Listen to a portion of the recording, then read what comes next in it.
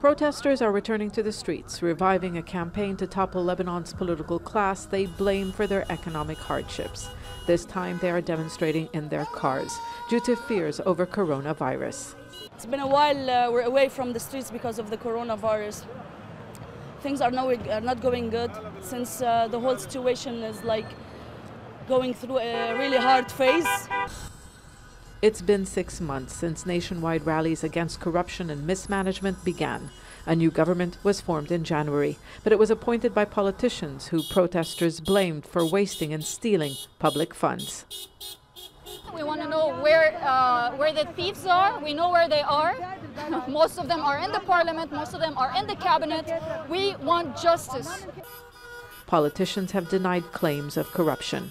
The rally coincided with a parliamentary session that protesters fear is aimed at passing laws that protects politicians instead of holding them accountable.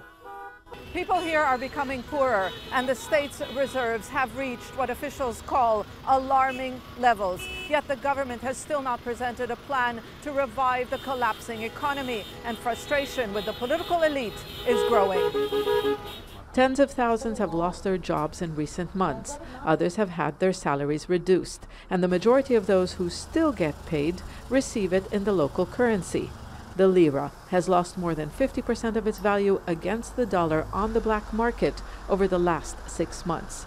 Lebanese have not just been losing their purchasing power, they don't have access to their money in the banks. Informal capital controls have been in place since November as foreign capital inflows slowed. People no longer have access to dollars. When people get older, they cannot depend on the money they saved for retirement. Money is becoming worthless at supermarkets.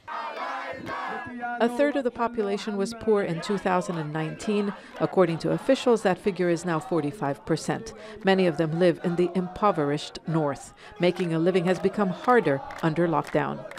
The people have become poor and the treasury is empty.